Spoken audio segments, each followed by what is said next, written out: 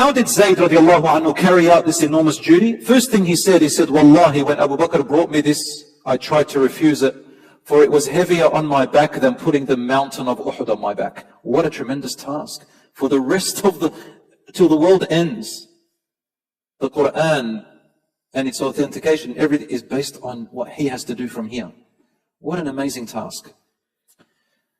These were his criteria. Number one, he will only take the verses from the mouths directly with his ear from only the ones who had memorized the Quran and wrote it directly in front of the Prophet ﷺ's presence, from beginning to end.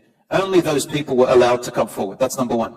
His second condition was only what was already recited and written in front of the Prophet ﷺ in his final year of his life. So not in the beginning, in his final year. Why in his final year? Because the Quran had been completed. Had someone taken it and written it halfway through the Prophet's life, there are many verses that are going to be missing.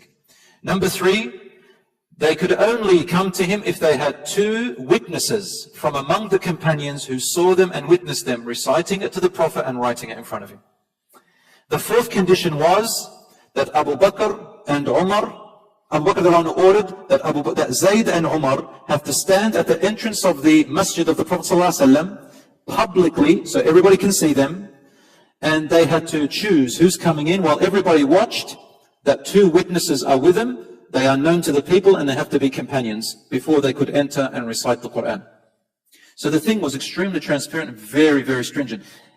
Even though Zayd radiallahu anhu had already memorized the entire Quran from front to back, even though the people around him had already memorized it too. Aisha radiallahu anha was one of those who memorized nearly all of it too. Everybody was around him who already had memorized it, yet he had those stringent conditions to make sure the entire Quran was absolutely authentic. Anyway, Allah did say in the Quran, nevertheless, إِنَّا نَزَّلْنَا الذِّكْرَ وَإِنَّا لَهُ لَحَافِظُونَ. It is we who sent down this dhikr, this remembrance, meaning the Quran, and it is us who will preserve it. So it was never going to go lost anyway. But remember when we studied about qadr, predestination and fate? Remember when we said that Allah uses people to fulfill the qadr which He had destined. So there is qadr, fate which God had written, which is the Quran will always be preserved, it's not up to us. And there are causes. So Allah uses the causes. And subhanAllah, all these causes and all this wisdom brought the Quran to us till today without the change of a dot in the Quran. Nothing. From beginning to end, memorized for 1,400 years, and there are no two versions of the Quran. Do you understand what we're saying? No two versions. Not no two dialects. The Quran came down in several dialects, but in that original form. It never changed.